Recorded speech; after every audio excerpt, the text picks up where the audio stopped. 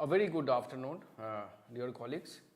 I am Dr. Ali Asgar, Assistant Professor in Distance Education at Staff Training and Research Institute of Distance Education, Indira Gandhi National Open University. On behalf of National Education Policy Professional Development Program team, we welcome you all of you to the third live session on the Swayamparva channel 20. Today we shall be discussing about role of technology in research. Dear colleagues, we know that national education policy, besides multidisciplinary education, holistic education, education through regional languages, mother languages, overseas education, and professional development of teachers, teacher education. Beside all these kind of teaching learning practices, National Education Policy 2020 also give focus on research, innovation, and therefore National Education Policy also talks about setting up of NRF, National Research Foundation. And to promote better research and to facilitate better research, it also emphasizes upon use of technology while doing the research, whether by teacher or by the students or by the researchers. And to discuss on this topic, National Education Policy 2020, Research and Role of Technology, we have with us a very prominent personality, Professor Subodh Kesharwani. So let me introduce him first. Professor Kesharwani is basically from the commerce discipline, and he is a professor in commerce at the School of Management in the Gandhi National Open University. Beside that, he is heading, and he is a director in charge of Center for Online Education in the Gandhi National Open University. Professor Kesharwani has 20 years of experience of teaching and learning, especially in the field of information system and technology enabled learning. Professor Kesharwani has a doctorate and he's completed his doctorate in 2002 in ERP system from the Central University of Allahabad. Beside teaching and learning at the university, he has been very much contributing as a trainer, and he has delivered a lot of invited lectures on topics related to MOOCs, team building, e-commerce, technology enabled learning, e-resources, technology uses in research, blockchain and enterprise information system, and free and open source software. These are the themes which he have included in his lectures. Moreover, he is also since 2009 he has a chief editor of a very renowned prominent journal, peer reviewed journal called Global Journal of Enterprise Information System.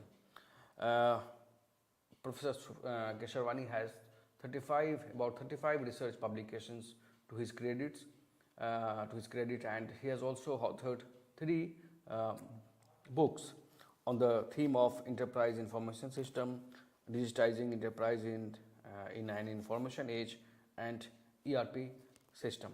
So with these words, I will welcome Professor Kesharwani to this session. But before that, let me also make a small announcement that as per our earlier practices, we shall be dividing this session into 2 parts.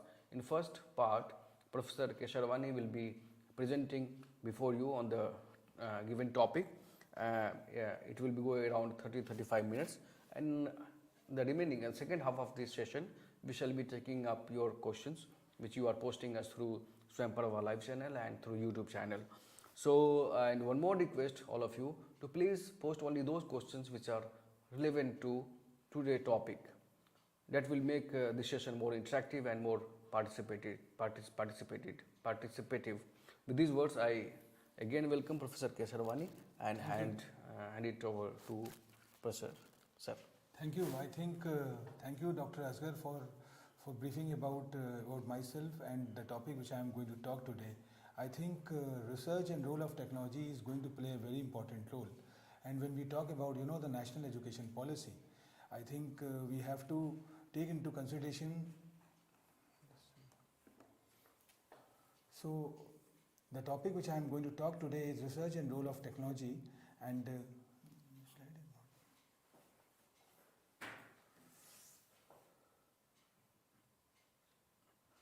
okay, so the topic is very quite contemporary in nature. It's more emphasizing on research and role of technology vis-a-vis, the National Education Policy 2020. I think the preceding speakers, we have seen that, talk more about, what exactly, the learning is, what exactly, the technology is. And with the change of time, you have seen that there's a great use of, the research and the role of technology, because without, the research, without, the technology, I think it's more like, the boat without rudder, and it's directionless. So research is something which is going to play a very important role, and this is the thing which we are going to talk today in 30 minutes time. And after that, we will take a question from our learners, and definitely we are going to talk more contemporary things and why the research is going to play a very important role. Because in academics, when as a teacher, the research is very important, and the backbone of any academics or academia is the research. And when we talk about technology, I think this is going to definitely add a feather in a cap. So NEP will combine digital education with nationalism, and this is the the verdict of our Prime Minister Narendra Modi, and the Prime Minister sir have very well quoted that digital education, or we talk about Digital India campaign, is all bringing integrating, rather we can say, the education with the industry and with the technology. So if we go more into the depth of this particular term, I think we have moved from the hybrid age, and when we talk about the hybrid age, I think we have to see that how this technology is going to intermingling the education, and we have seen that how the education is changing with the change of time. When we talk about the comparing the brick and mortar education with this particular term, we see that the brick and mortar education is something which was more talking about the face-to-face education, or the education with chalk and duster. And with the change of time, we have seen that how the technology had entered, and this electronic learning, or the blended learning had come up. And we have seen that how the learning management system, how the content management system, which is used by the variety of institutions in the Western world, and by the IGNOU also, that how we have moved from this blended age to this hybrid age. So a merger of technology with human mind. And if we go more into the backdrop, we see that IQ became a yardstick of intelligence in the 20th century. And when we talk about the technological quotient will become a measurement of how we will meet the technological upheaval in the present century. So there was a time when parameter was, the benchmark was the intelligent quotient, but now, right now, the parameter is technological quotient. So research and technological role in education is very important. I think the way the thing had been changing. We have come out from the pandemic. We have seen that how during the time of pandemic, or the pre-pandemic stage or the post-pandemic, we have changed ourselves. So improving quality of education, better communication facilities, skills, and knowledge to students is coming up. So the quality is going to be improved with the help of research, with the help of technology. Why we emphasize more on the research? Because research, provide us the way, provide us the a platform to revamp ourselves, to recapitulate ourselves. So whatever the past stumbling blocks we have, we try to come out from that aspect. So anyway, I think there are certain terms which need to be explored in a more elaborative manner. I think the technology is something which is a need of an hour, and technology is something which is changing very fast. We have seen that technology which was started by the corporates, by the defense, and now it is going to be used by the education world. We have seen that how in the laboratories the robots are playing a very important role, and somewhere as far as the hands-on trainings are concerned, as far as the practical components are concerned, there is a great role of all these the automations, the robotics, and the certain technologies which are knocking a door, like augmented reality, virtual reality, the blockchain technologies. These are the certain terms which are coming up, and which is defending the research. So if we go more into the backdrop, we see that the term which was quite pivotal, that is SPSS software, which we usually call the statistical package for social science. But if you go more into the in past, you observe that the research was something which was not purely a domain of the social scientist or the people who falls under the domains of the humanities. But after a certain time, what happened, this had become a cup of tea of the social scientists also. So it's not like that, that when you talk about research, when you talk about the data analytics, it is purely falls under the domains of the computer science. But right now the things have been changed. We have seen that how we have used the research, how we have used the technology and try to interrelate the past thing with the new thing. The comparative things are going to be done in a more different way. So this is something which we are going to gradually talk about, and at every juncture we are going to little bit throw a light on that how these things are going to be implemented. NRF is a National Research Foundation, which is a initiative by the government of India, and definitely we are going to talk in that lines also, because this is something which is executing, which is providing a platform to do the research and apply the technology. So universities and research institutions are fertile places for groundbreaking discoveries, and we have seen that we have birthed hundreds of inventions, from polio vaccination to barcode to high-powered microscopes. But these are the things which falls under the different domains. But at the later stage, you have seen that how these economic engines, how these academic institutions also must keep their focus on high-purpose educations and dissemination of knowledge. I think we have to, though we have a huge number of talks on the blended learning, on the learning which is quite integrated in nature, which is equipped with the technology, because there was a time when learning was restricted to the classrooms, but after a certain time you observe that learning had been changed. So learning is now more blended in nature. It's more following the approach of pull approach, reaching to the unreached, and the learners are getting a lot of opportunities, a lot of options when they are go for the learning. So I think that if you go into the bifurcation of this blended learning, you will see that there is a rotation model, then you have flex model, you have a la carte model, and then enriched virtual model. So a la carte model is like you have got a baskets of courses, and these baskets of courses are developed in a contemporary way, and the learners have got a choice to choose any of the course from any of the baskets. And this is the beauty of the national education policy, because national education policy talks about the credits. We have seen that the lectures delivered by the experts on academic bank of credit, and these academic bank of credit is emphasizing more on certain aspects. So what exactly we have to see? We have to see the the comparison, the convention, and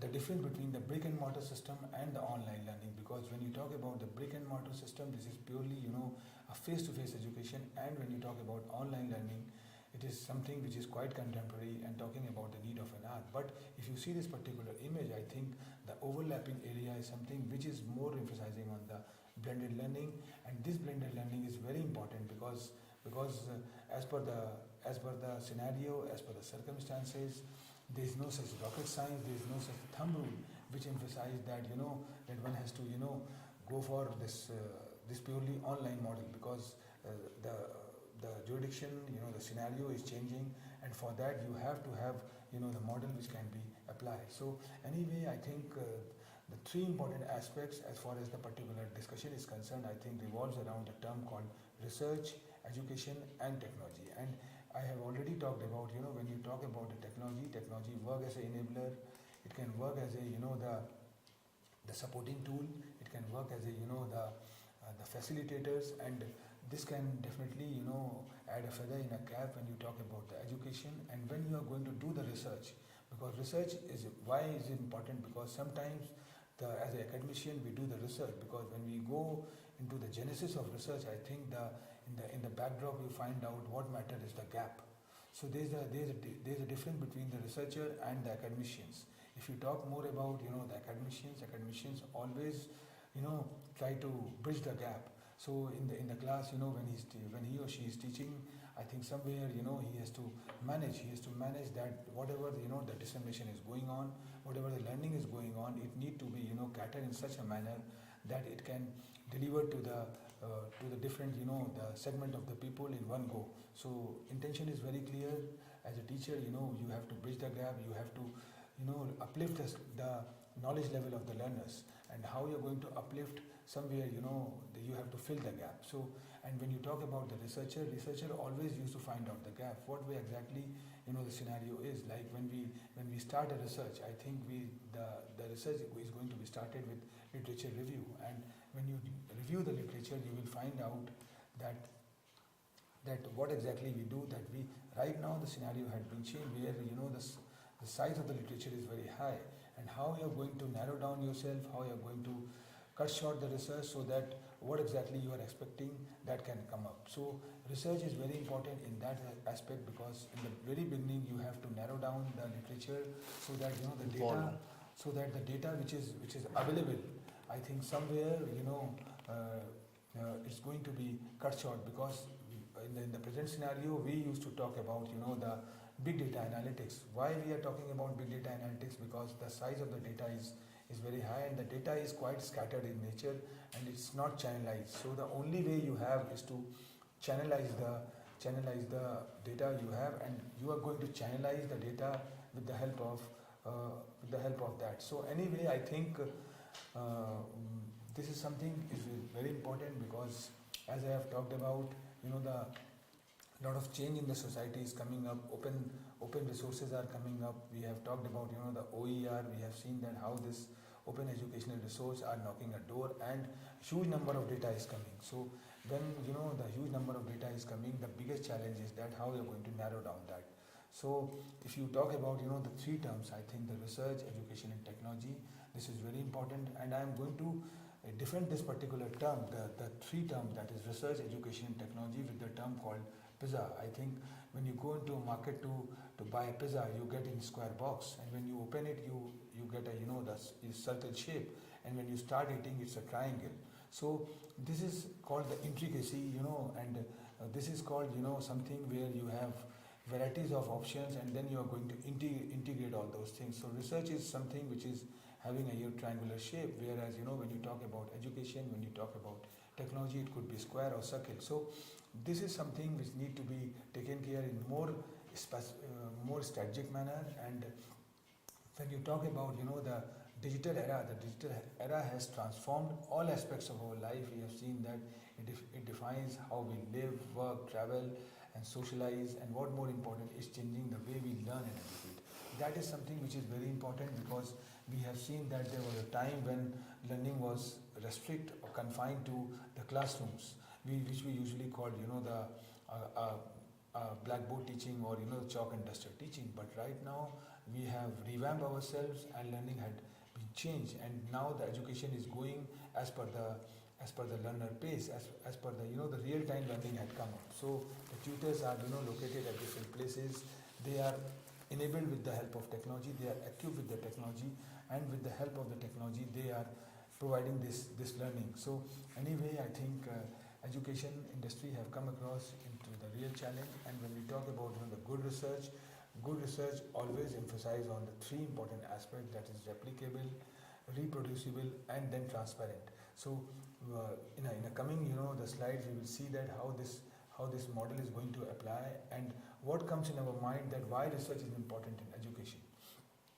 And we have seen that when research was started in the very beginning stage, it was confined to the institutions, to the individuals. But after a certain time, you have seen that how the corporates enter, and then industry interface model had come up, where we have seen that the research is going to be useful for them to making and enhancing the products. And when they have developed the products, I think somewhere they dominate the world market with that. And that could be the reason the shelf life of the company was changing. With the help of the research, we forecast, we visualize that the company product is having that much shelf life. So that happens with the education industry, and we have seen that in education also a lot of the research had come up. moving from the brick and mortar system to click and mortar system, the massive open online courseware, or the open education platform which was initiated by MIT courseware or by the Coursera. We have seen that how this edX had entered, and when they have entered, they have entered with a different phenomena, with a different concept. Intention was very clear that whatever the gap which was which was located in the market, in the scenario, in the education world, they try to bridge that gap. And you see that as far as the accreditation is concerned, as far as the affiliation is concerned, as far as the authenticity is concerned, I think everywhere you find out that online courses or the program is as good as the offline or the brick and mortar programs. Same, I think it's occurred with the Indira Gandhi National Open University. We have total the face-to-face programs. If we talk about, it's 226 in numbers, but gradually within 2 years span, starting from January 2020 to the present date, I think we have 41 online programs, and these programs are equipped with the four quadrant approach we will talk about. And preceding sessions, I think the experts have talked about that how this four quadrant approach are bridging the gap. And as far as the challenge is concerned, which we usually have in online learning, in online dissemination, in online education, that need to be rectified and clarified. So how much does India spend on research and development that need to be taken care? What steps have been taken to improve the quality of education and research in India? So what is the primary activities of NRF? We will definitely talk about that National Research Foundation, which we have talked about, and we are going to talk about that what could be the purpose of creation of this National Research Foundation, and how this National Research Foundation is aligned with the National Education Policy, because end of the day the mandate of the NRF is to align with the National Education Policy and enhance the research and equip the technology, so that end of the day the learners are going to be benefited. So assessment and accountability of NEP 2020 will be the game changer for research and innovation in the country, and that is very true, because when you talk about the flexibility, when you talk about the modality, when you talk about the independency as far as the learning is concerned, I think somewhere the innovations comes automatically. So this could be the beauty of this particular thing, and encouraging policy changes here in permitting the research to retain IPR, intellectual property right, is something which is very important, because the way the plagiarism and other aspects are going on, I think we have to be quite cautious as far as learning is concerned. So it's not like that the contents which are delivered in a text mode, which are delivered in a self-learning mode, I think that can have that can be only comes under the ambit of the plagiarism. But a lot of things are going to come, and we talk about the concepts, when we talk about the animation, or the visualization, that also be a part of that. So NEP could have made all faculty positions in higher education as a non-tenure track position, so that accountability will automatically fall in line and research output will go up. So that is something which is going on, because you are not restricted, you are not fixed for the particular time frame. If you perform, if you do well, you will be entertained. Otherwise, you will be fired or sacked from the organization. So research should go hand in hand with entrepreneurship. This is something which is there. And when you talk about the teaching versus research, I think somewhere the balance need to be there, because research is a long-term affair. And when you talk about whatever the learning which we usually do in certain time frame and accumulate all those things, then we try to inbuild in the teaching, and that can go on. So there is a difference between the teaching and research. And as far as vis-a-vis, if you talk about higher education institution, I think somewhere it need to be done in a more systematic way. And now the question is that how is knowledge created? And if you see, I think the research have got a different ball game, which could be in a different shape, and when you convert it into, it can go with the teaching in a different shape. So this is something which need to be done. And when we talk about the academics, when we talk about academia, I think both are are two sides of the same coin.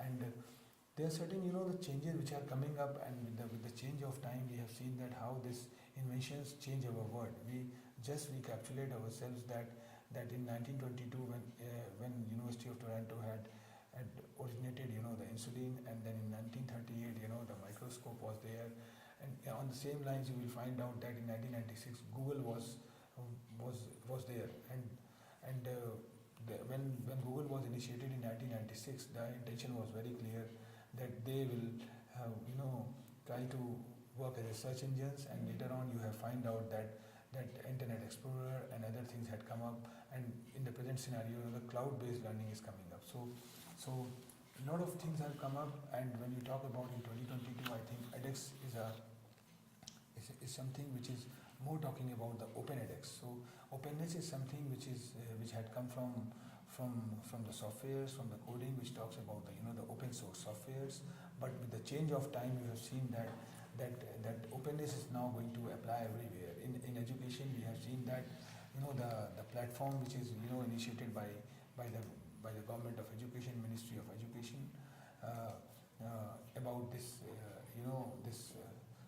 SWAYAM platform where the massive open online courses are there, and learners have got a full flexibility to enroll themselves in any of the courses offered by the Ministry of Education. So this is something which is initiatives, and it's not the thing which is there, but a lot of changes are coming up. So role of technology in today's life, you talk about affects the way individuals communicate, learn, and think.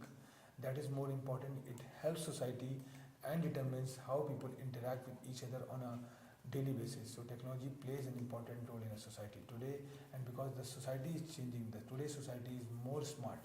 So we are more talking about the smart society, which is equipped with the industry 5.0, or the education 5.0, or work 5.0. So if we go more to the backdrop, we find out that education 5.0 is more technology enabled.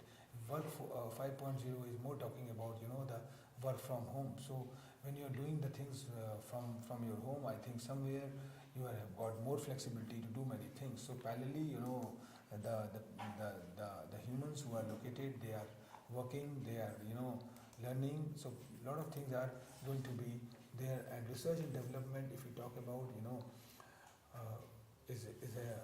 is a set of innovative activities undertaken by corporations or government in developing new services or products and improving existing ones. So the research is now changing. With the change of time, you will find out more research are coming up in the particular domain. In education industry, the institutions who are technology enabled, who are equipped with the digital education, I think they are changing themselves. We have seen that in the school education, how the smart classes concept had come up, but after a certain time, when pandemic started, that these learners have moved from the school going kids have moved from normal meeting to the virtual meeting kind of software. So these are the changes which are coming up, and the very good term which is quite powerful in the scenario is the STEM, which stands for science, technology, engineering, and mathematics. It's a broad term used to group together these academic disciplines, and which is giving full flexibility to the learners to have a curriculum choices in education world. And STEMs are recognized for practical skills and often to learners, and are reinvented and play an important role in today's economy. So this is which is there, and we have seen that there was a time when electronic learning was confined to face-to-face education. Electronic learning was confined to the theoretical questions, but after a certain time you have seen that the practical questions, which are quite agile in nature, quite pragmatic in nature, they are also going to be a part of that. So this kind of the phenomena had come up where hands-on skills are going to be required, and done that. And benefits of technology in the classroom is that it provides more engaged learning environments, prepare students for the future, because we have to make our learners future ready. A shelf life, as I have talked about the product, about the courses, about the syllabi, about the curriculum, is becoming redundant very fast.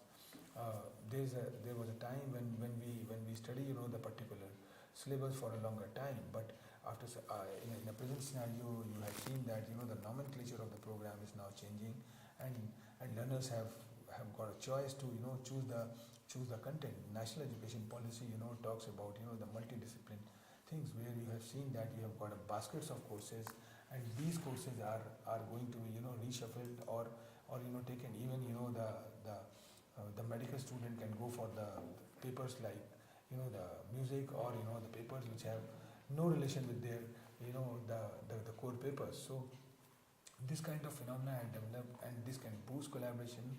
Gamified learning is come up. We have seen that how this augmented reality, virtual reality, and, the Internet of Things, and the certain contemporary technologies which we usually call, the blockchain, the machine learning, deep learning, are knocking a door. So why these technologies are coming up? These technologies are bringing certain change, so that, the redundancy can be reduced in a faster mode, and the contents are quite become useful, because the learning is now,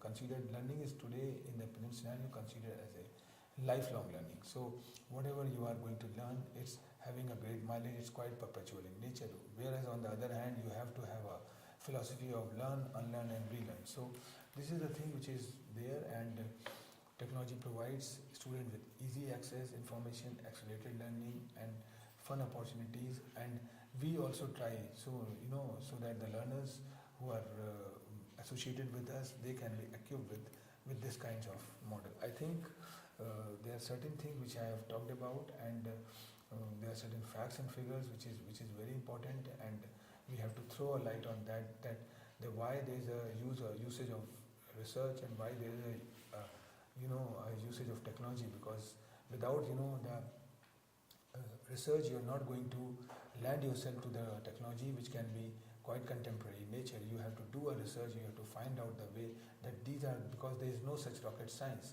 and there is no such, the thumb rule that this is a technology which can be used for the particular segment. You have to have, the certain, the concrete reason. You have to have, certain way by which you can say that this technology can be useful, and for that, the research matters.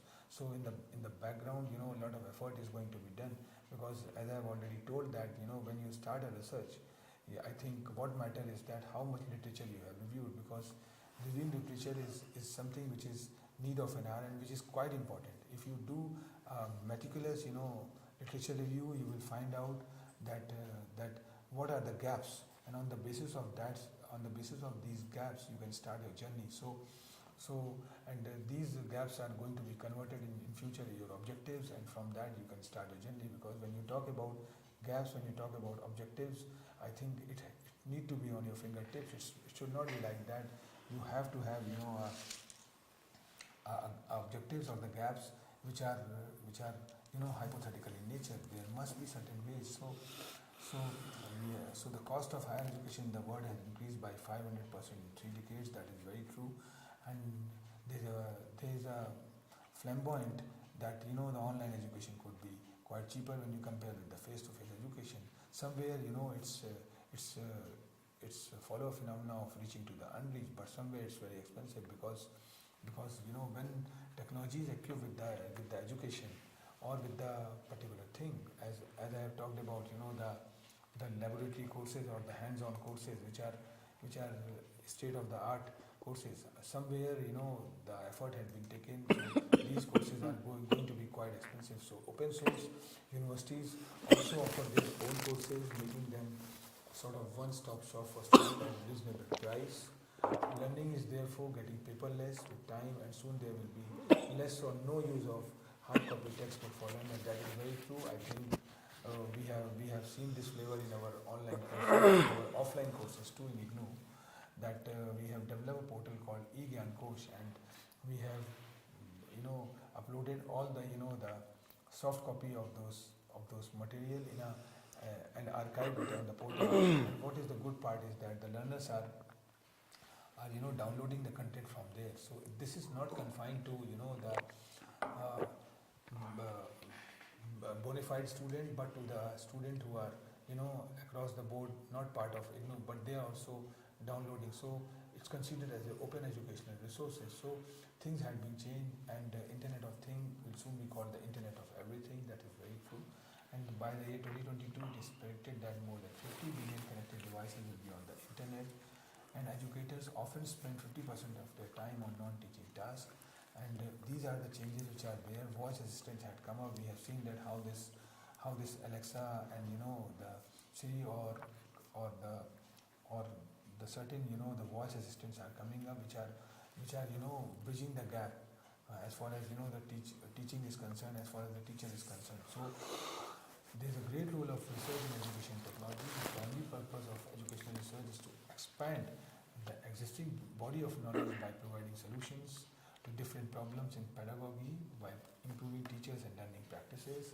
And educational researchers, if we talk about, I think they seek to answers to questions and motivate development of the thing. So the impact of technology, if I am going to talk about, I think the most significant impact technology has on the market research, that is making the the education align with the industry, and what exactly industry is expecting. Based on that, we have to develop. So you have seen that there was a time when shelf life of the company was 30 years, 50 years, and they dominate the world market with their product. But after a certain time, what happened? The product stands nowhere, and we have seen some very good products which have dominated the world market. If we talk about the Nokia, if we talk about the product called Kodak, or if we talk about the Internet Explorer developed by the Microsoft. But right now people have migrated themselves, and they are going in a different format. So we have moved from command user interface to graphical user interface. But right now we are talking about the cloud.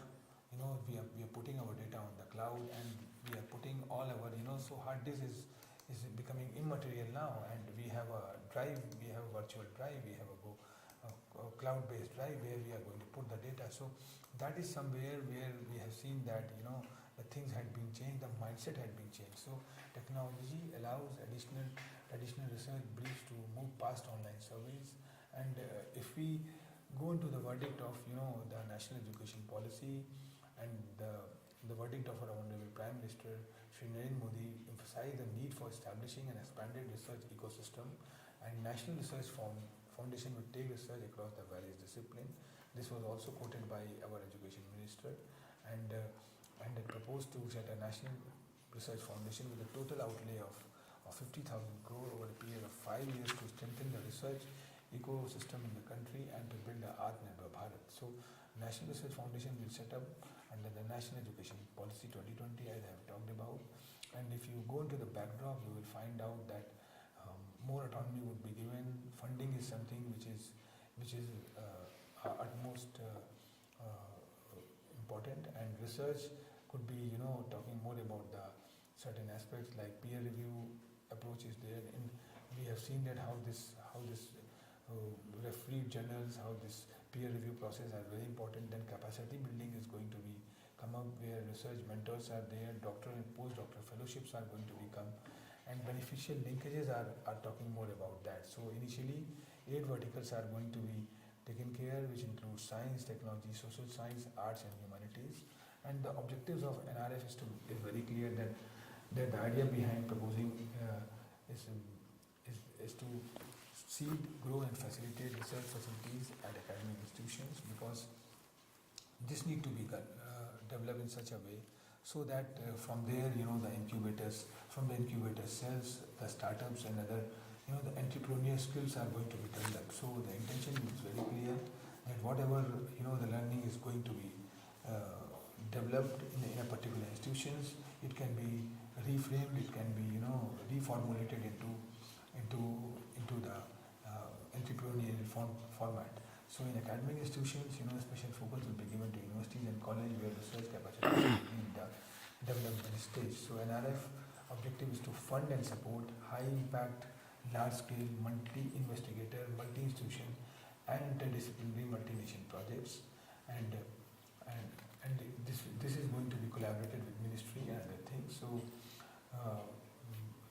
and the aim of proposing NRF is that it will provide linkages between research and development, academia and industry, and peer evaluation of research project is going to be encouraged by that. So this is something which could be the intention of National Research Foundation, and government is also working in this direction. We have National Library Information Services Infrastructure for scholarly content, which is called as InfiniLibNet, and we have seen that how the extending the e-resources is going to be accessed by on a pan-India basis. And journals, we talk about that there are certain uh, the manuscripts or the periodicals which are available and having a frequency of annually, biannually, or the quarterly are going on, and the listed journals are there. The indexing is coming up so that the quality articles are going to be accepted and published, and where a lot of rigor and technology is going to be used so that learners are going to be benefited by the reading. And open source model is coming up. The open educational, the peer review journals are coming up, and open journal system platform is there. The public knowledge project, which is an initiative by Simon Fraser University, Arizona University, and the various other universities, and the experts or the teachers who are part of this forum, they involved, and they have developed an open journal system which is going to be used by varieties of the academicians. So there was a time when launching a journal was not everybody's cup of tea, but with the change of time, you have seen that how it has become a reach to everyone. Even as a teacher, you can initiate your own periodicals, and the invites are coming up. So if you publish a quality paper, you go for a peer review process, I think somewhere the society is going to be benefited, and this is called the smart society. And a science citation index or extended science citation index, which is backed by the Thomson Reuters, this is there. And these are the things which is somewhere Web of Science, which is usually called. UGC has also, University Grant Commission has also come up with a care list for the journals, where they identified and find out the certain journals which comes under the ambit of this UGC care list. So the researchers know that these are the journals which are going to be helpful as far as the publishing is concerned, and somewhere it's going to add in their APIs. So this is there. H-Index and Google Scholar is also coming up. We have seen that how the Google was started with a search engine, but right now is having a lot of certain things. And talking about the cloud-based the drive which is there, then H-Index and Google Scholar is there, where one can know their credibility. And when you talk about the impact factor, I think somewhere you talk about the journal. When you talk about H-Index or I-10 index, somewhere you talk about the author, authenticity. So Google Scholar is giving the full weightage to the academicians to know their credibility, to know their publications with the help of that. So this is all about what I have talked today, and I think little bit I try to cover what exactly the NEP 2020. We have a huge number of sessions on NEP 2020, and how the research and technology is very important, because these are the terms which are going to play a very important role. And without the research, without the usage of technology, I think research is not possible, because there was a time when we do a research which was no doubt based on the primary data, but again the process was quite cumbersome in nature, because we develop a questionnaire, then we physically send a physical copy to the respondents, and respondent reciprocates, and this process can take certain time, and sometimes that could be the reason the research linger on. But with the change of time, we have seen that how the SurveyMonkey, how this Google form, and how this the questionnaire format had been changed. So we are now one step ahead to that, where we have seen that we have developed certain chatbots, and with the help of these chatbots, instant the real time basis the respondents are reciprocating. So this is something which is a need of an hour. Somewhere the orientation of research is there, and on the other hand the technology is with us, and when you are going to interrelate both the aspects, I think the education world, the academic world is going to be benefited. So make students more engaged and help when we talk about research and technology, and it's talk about the collaboration, and somewhere we are making our student or making our learner future ready. So thank you very much. I think we take some good questions which are just waiting from the audience side, and we try to interrelate whatever we have discussed today.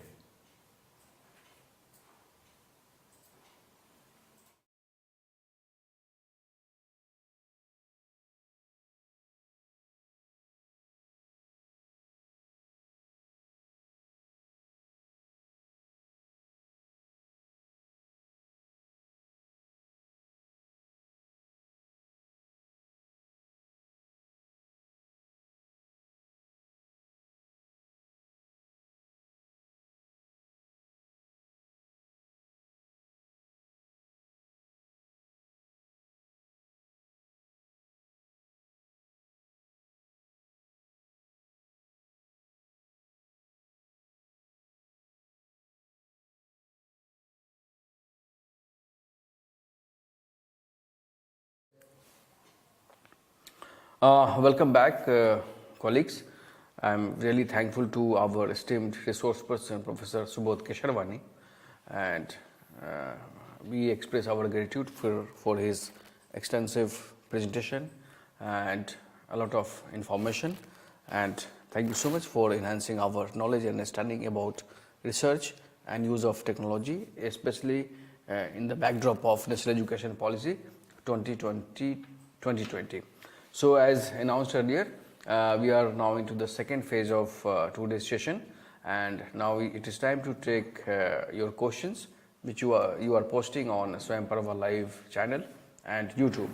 Sir, you talked about hybrid age of education. So actually our colleagues wanted to know how specifically we are going to say that this is a hybrid age for education and research. How we can augment further this hybrid age in terms of education and research? It's a very good question. I think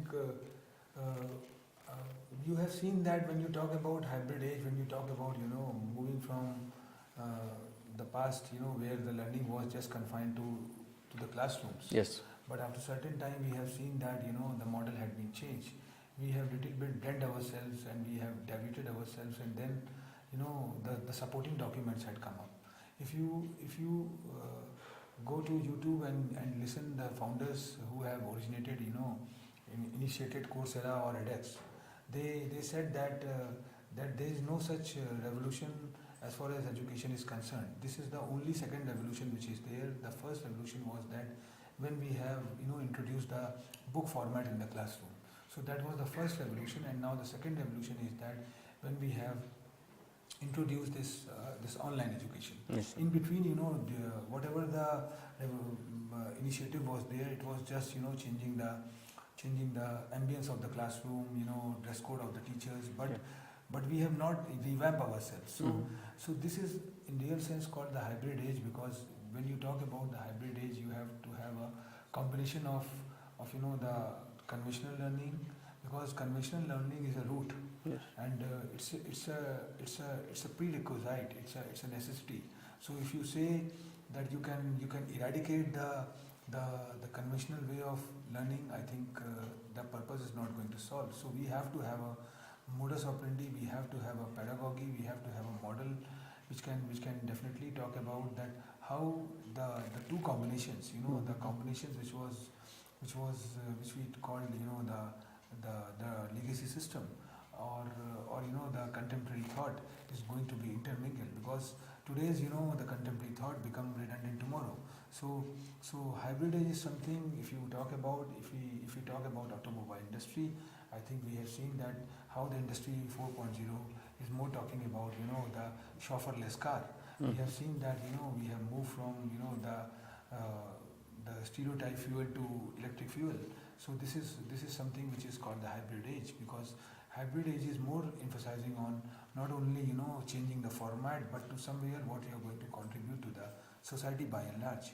Because if you are not going to serve the society by and large, somewhere the purpose is not going to solve. So when you go more into the depth of education, I think we have to take into consideration that somewhere if you talk about electronic learning, if you talk about blended learning, if you talk about the contemporary way of technology-enabled learning, you are serving or you are contributing to the society, because you talk about the paperless environment, and the trees are going to be saved. Yes. And on the other hand, the wear and tear is also going to be less, because you have seen that how the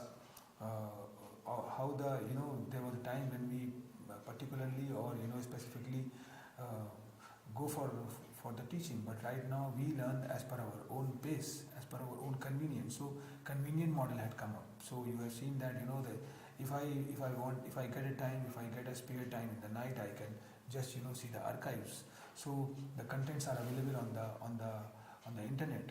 So what matter is that the technology. What matter is the speed, the bandwidth, the broadband. So this is somewhere things are changing. So when you talk about the hybrid age, you have to talk about the things in totality, because totality is something, it could not be 99.9%, should be always 100%.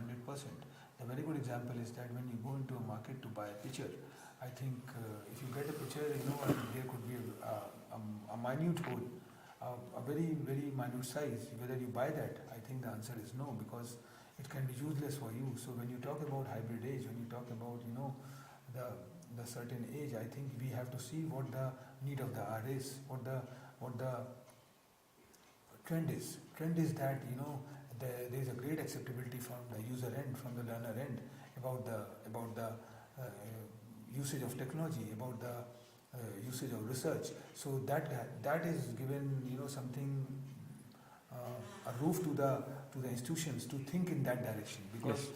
there was a time when we develop a content in our own pace, but right now what happened, we see what exactly the demand is from the learner. On the basis of that we develop a content. So this kind of model had come up where learner centric approach is there. Products, the companies develop the product based what exactly the users are expecting.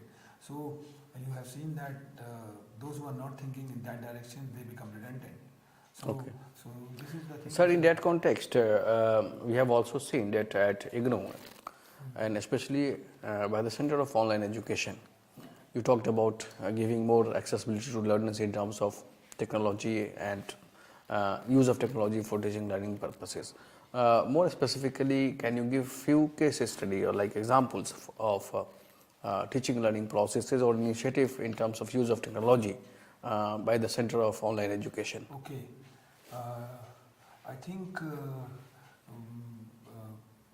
we were, struggled from the pandemic in 2020, and during that time, our Honorable Vice Chancellor, Professor Nageshwar Rao sir, had visualized this gap. And being a teacher, if you visualize the gap and work on that direction, I think the half battle is won by the Yes, sir. by the people. So so sir have visualized, and on the basis of that, we have initiated in January 2020 with 2 programs, and as a pilot project.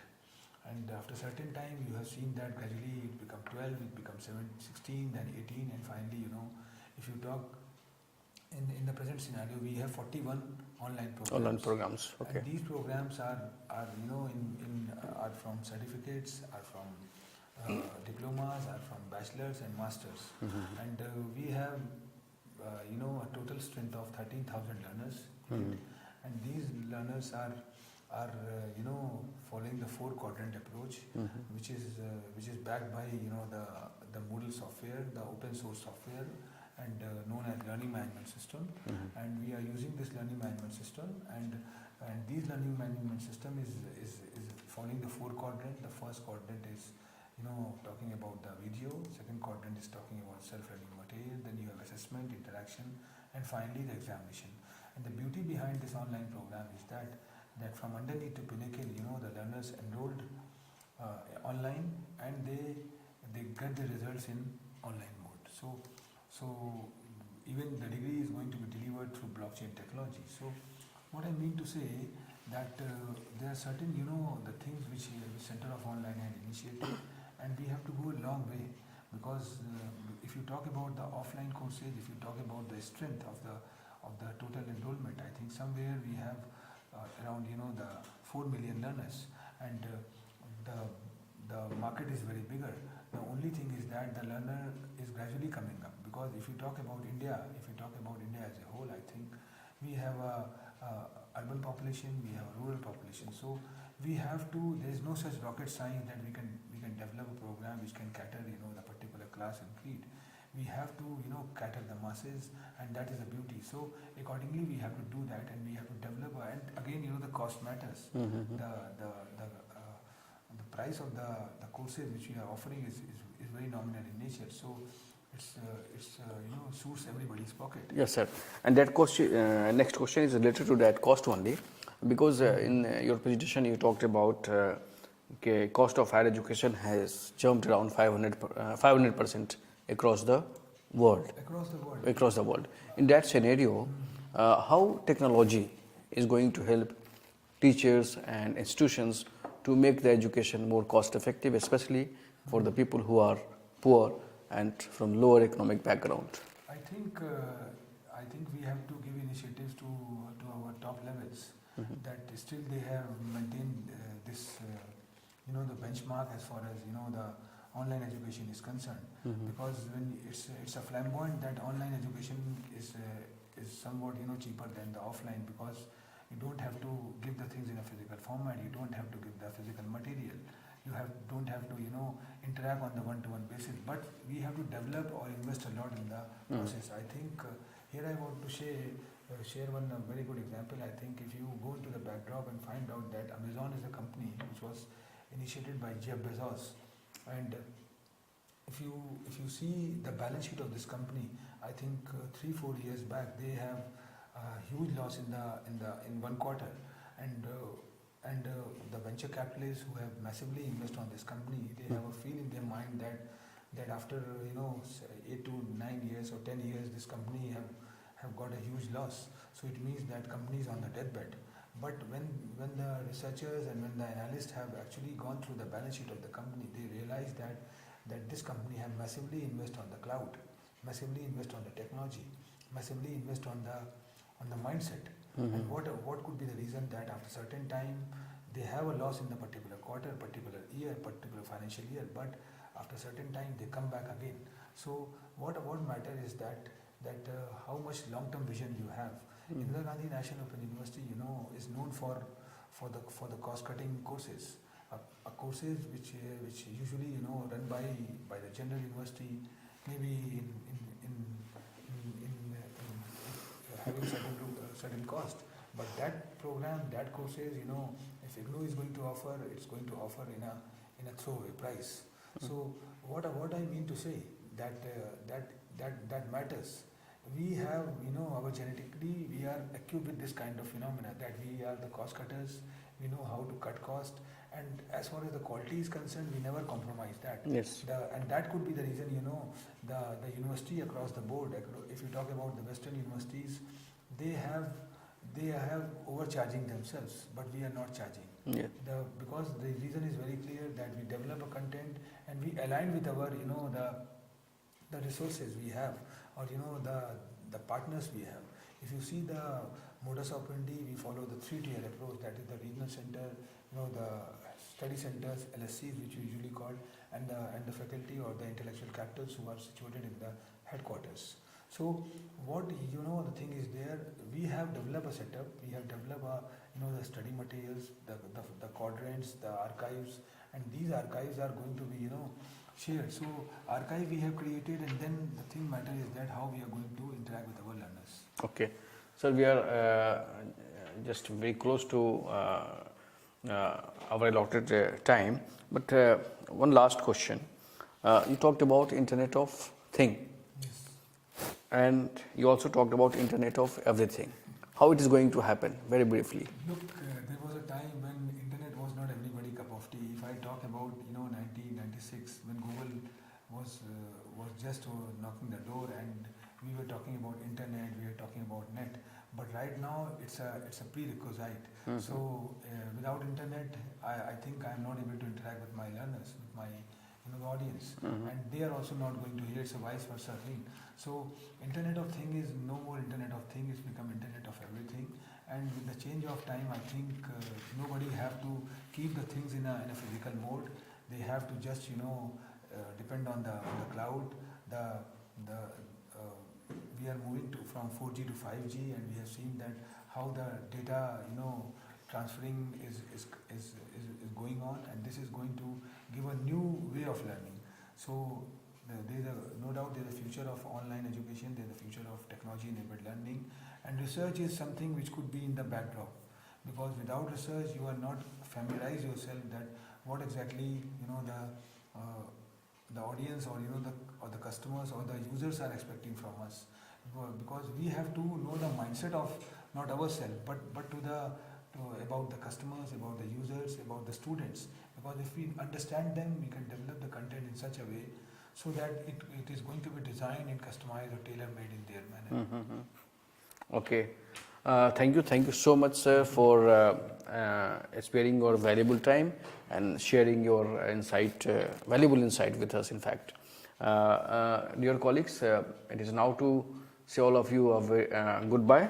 But before that, let me make an announcement that after this live conferencing session, as per the practice, we shall be broadcasting 2 recorded videos for all of you. Today, we shall be broadcasting 1 video on the topic of vocational education and skilling and employability, and another video will be on the topic of GER, access, equity, inclusion. So we shall request to please watch these 2 recorded videos as well. Till now, thank you so much. Thank you.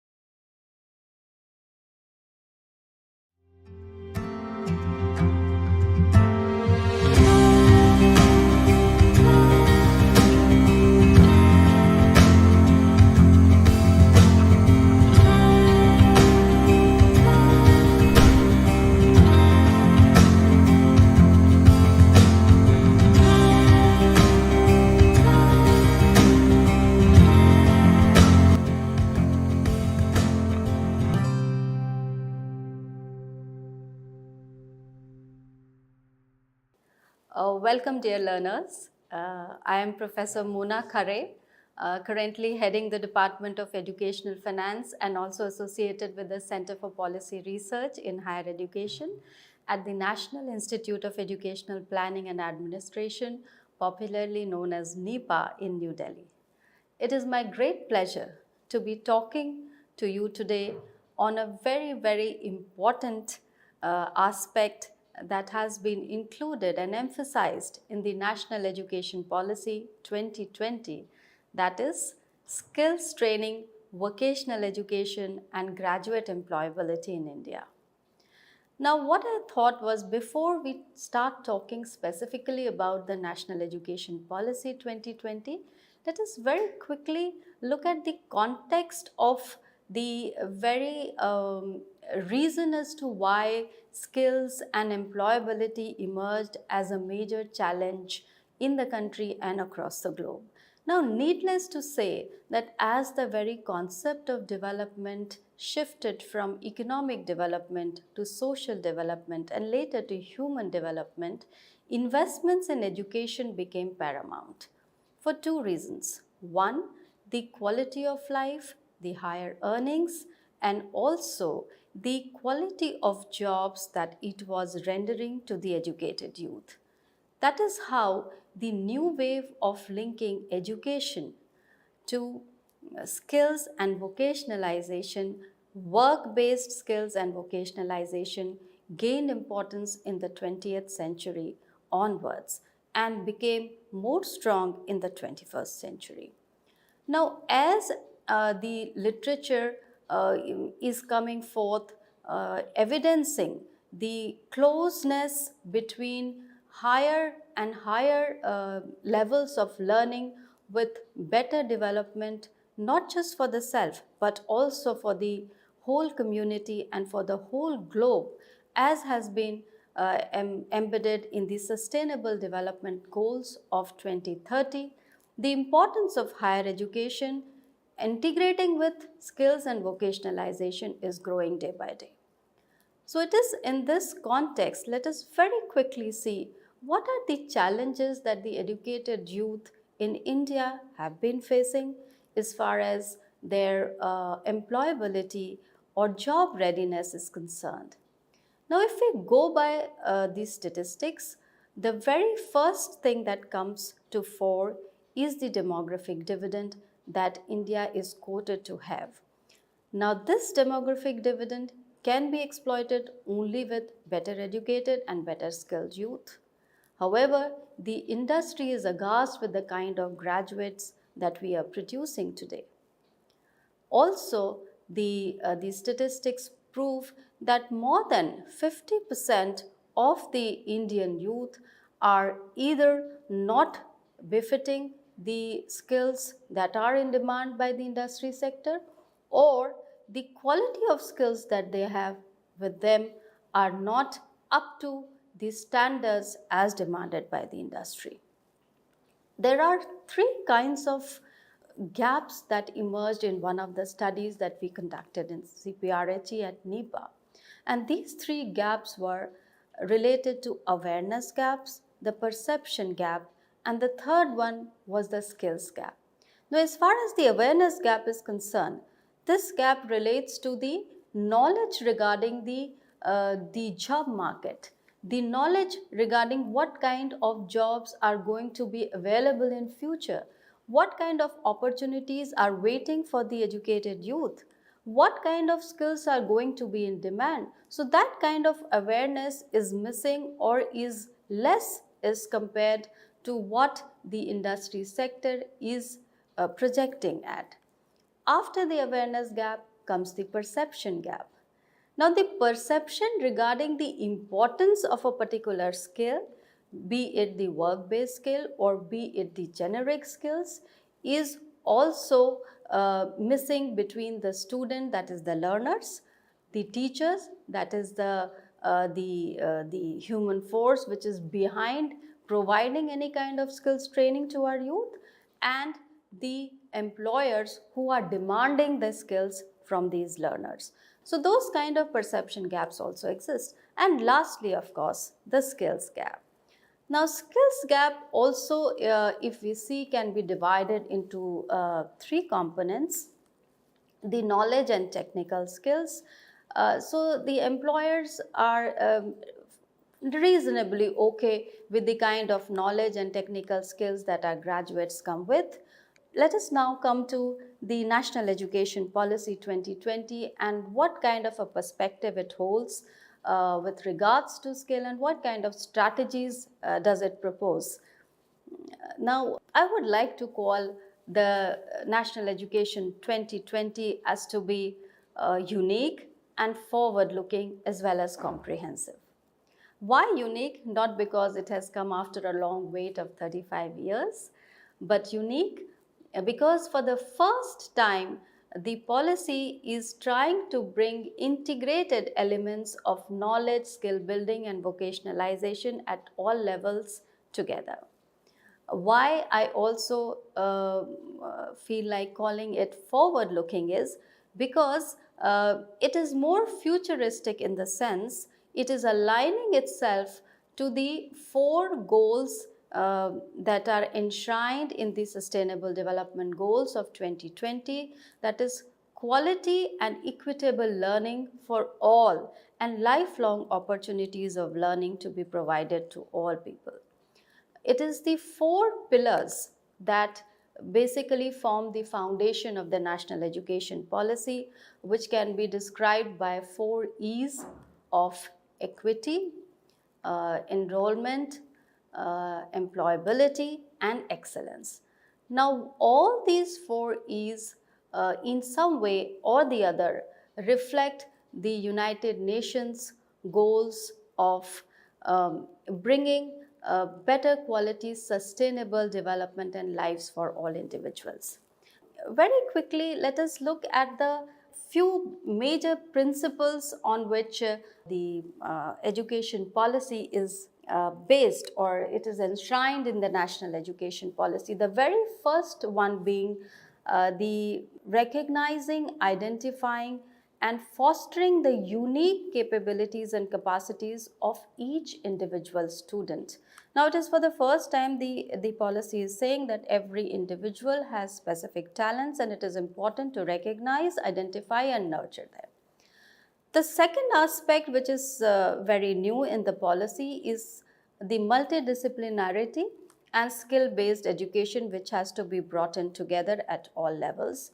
The third aspect, which is striking, is the extensive use of technology and training in digital skills also to be an integral part of learning. And the fourth is respect for diversity and local context. So for the first time, we are not just looking at global skills, but we are also giving equal importance to our local art, heritage, and culture. And this also to be a part of learning at all levels of education.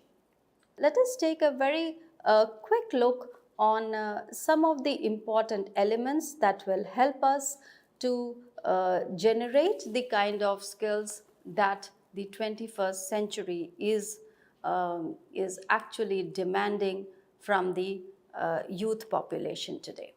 Let me also share with you a simple concept of employment and employability. Often, employment and employability are used interchangeably. But are these two the same? Is a question that one must ask oneself. Now, if I have to answer in just one sentence, employment and employability are certainly not the same. Now, employability is basically an individual's preparedness for the world of work in totality. So, it comprises of a set of achievements in skills, in understandings, in personal attributes that can make graduates to gain employment, to remain in employment, to progress in employment, but also contribute in a meaningful fashion to the community and to the global development as well, aiming at sustainable development that flows down the generations. So this is how the concept of employability has to be understood, and this is how the concept of skills delivery has been encompassed in the National Education Policy 2020. The second aspect of skilling that one has to understand is the pace at which the new skills are coming into feature or are coming into focus with the fourth industrial revolution and now the fifth industrial revolution knocking the doors, which is based on IT-based high technologies, AI, that is artificial intelligence, big data management, etc., etc. So how this pace of change, the kind of dynamism that the industry sector is experiencing by way of putting up the demand for new skills every day. So on this point also, the National Education Policy has tried to provide some kind of a guidance and direction as to how we can tackle this very aspect of being responsive to the needs of the new industry. Let me now come to specific areas in terms of skill development, vocational education. They are also able to imbibe many of the generic skills which we just talked about are missing in our youth. So at the lower levels of education, we are trying to integrate with some foundational skills, some generic skills. At secondary and senior levels of education, we are trying to move towards more functional skills. However, it is for the first time that even at the higher education level, in a concrete fashion, the skills-based education is being integrated at all the levels, be it undergraduate teaching, be it postgraduate teaching, or be it even PhDs, doctoral level teaching. Now, at all levels, we are trying to not just integrate skill building with each of the subjects, but a separate degree and diploma level programs in vocationalization are also proposed to be started. So this is how we are trying to build a continuum of skill delivery across all levels of education. Also, what is very interesting to learn here is we are also trying to break the silos. We found that training was not part of higher education system at all. In fact, there were institutions like ITIs or polytechnics or even technical education, engineering and professional education, which had a component of skill training, apprenticeship learning. All of these had a major content of skill building and training, but the general academic education at the higher education level was considered or was expected to be knowledge producing and imparting knowledge to the young learners by way of providing both horizontal and vertical mobility to the graduates. Now, when I say horizontal mobility, we are providing for students to move from general academic streams to vocational streams. There are greater choices and freedom and flexibility given to them to make a choice of the subjects that they would want to study, which may be a combination of science, of arts, of music, designs of postgraduate education or higher education. That is, we begin with, let us say, a 3-year undergrad program or a 4-year undergrad program with a 1-year postgraduate program. So all kinds of combinations and choices are being given to the students with greater flexibility to move between academic education, work-based education, skill-based education, and vocational education, thereby breaking the silos between the two. The third aspect that I would like to bring to fore is multilingualism and multidisciplinarity.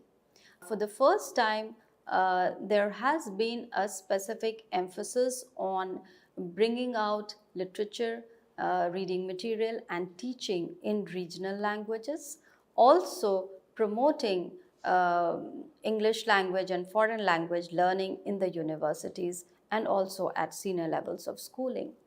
Multidisciplinary learning, interdisciplinary curriculum development, and multidisciplinary large-scale universities to be opened, which provide a more holistic kind of a learning, more diverse kind of an exposure to our learners is also in the fray.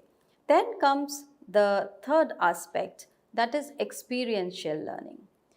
Now, how experiential learning can be promoted is the National Education Policy proposes three areas. One, of course, is the work-based learning skills.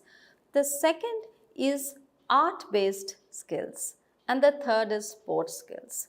So, all three kinds of experiences to be combined, curricular and extracurricular experiences to be combined to give a holistic personality development opportunities to our learners. The fourth aspect is, in a big way, a boost to higher education vocationalization has been given.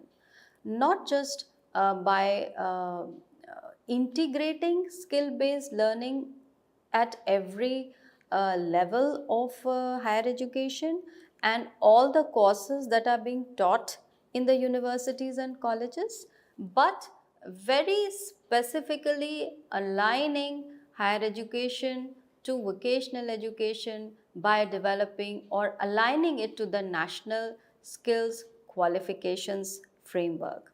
Now, this skills qualification framework, which has been developed for vocation-based education for at 10 levels of education, which begins from the secondary, higher secondary levels and goes up to the PhD levels. At 10 levels, descriptors have been given which are sector specific, which are industry specific, professional skills, core skills, technical skills which are required at various levels of workmanship in that particular sector or industry has been provided and developed, and not just the curriculum has to be linked to these descriptors, but also the evaluation has to be linked to these descriptors. So in a way, standardize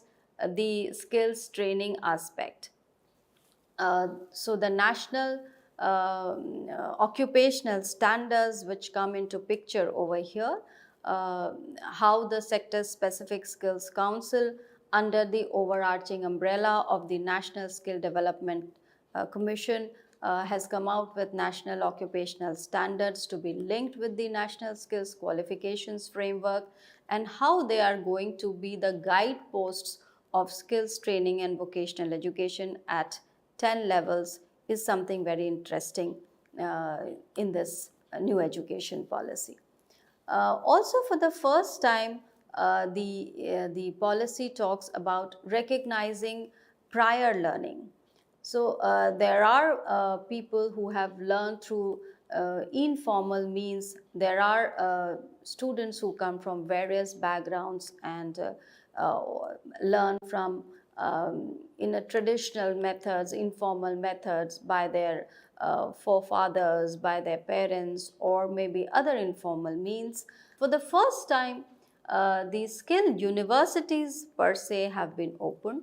The purpose of these skill universities is to give degree and diploma based education right till the doctoral level only in very specific vocational subjects. Next aspect is how we can strengthen the student support system in the universities and colleges. The next aspect that the new education policy is trying to build is the new age skills and how to integrate digital learning and IT based skills at every level. So, for example, the Ministry of Electronics and Communication has started centers of excellence in various universities to impart high-end skills in IT and electronics to the students. The next aspect is building in the entrepreneurial culture. So, startup hubs, centers of innovation, how can these startups be funded? All these are part of the national education policy. And lastly, as to how international organizations can also be brought in to impart various kinds of skills to our students is also in the fray. The two major ministries which are working hand in hand to achieve this is the Ministry of Education, certainly in the lead, but working very closely with the Ministry of Skill Development and Entrepreneurship. Uh, the two together in the recent budget are proposed to launch about 5,000 skill centers in the very next year. Uh, Also is the e-portal, the virtual labs, 750 virtual labs that are proposed to be created in science and mathematics, 75 skilling e-labs which are proposed to be created. All of these give greater credential to whatever has been proposed or suggested in the National Education Policy 2020. However, if we look at all the various things which have been suggested to be implemented, it is too much on the platter. Three important areas or three important concerns that one has to keep in mind if we at all want to implement all of these proposed strategies in their true spirit.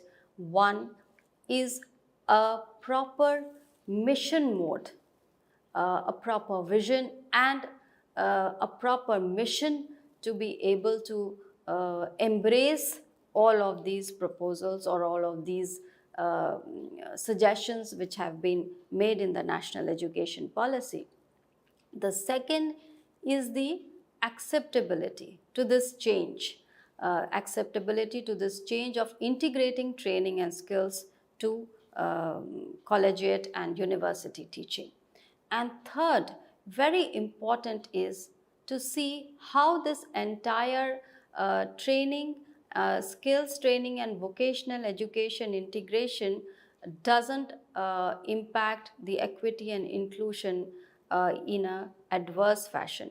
Because if we look at the current scenario, the kind of disparities and distortions that exist today in our higher education system can be categorized into four kinds. So we see disciplinary disparities. There are certain disciplines like engineering or professional education, which is very much in demand by the industry sector as far as employment and jobs is concerned. And it is also projected that more than 60% of the new jobs are going to come in the services sector in the coming years. The second disparity that we see is in terms of regional disparities. So we see that there are disparities that exist in terms of institutions which are placed in remote areas, rural areas. The quality distortion is one again very a big problem that we are facing. And the third is the social and gender disparity. So how to bring students from the marginalized section and also women into the fore of skill-based vocational learning and training at the higher education level. On that note, I thank you all very much for your patient hearing, and I hope that this kind of a 360-degree change that the National Education Policy is proposing by way of integrating skills training to education, not just at the curricular level or at the pedagogical level, but also at the evaluation and outcomes level, is something which is going to challenge us in the coming future. Thank you very much.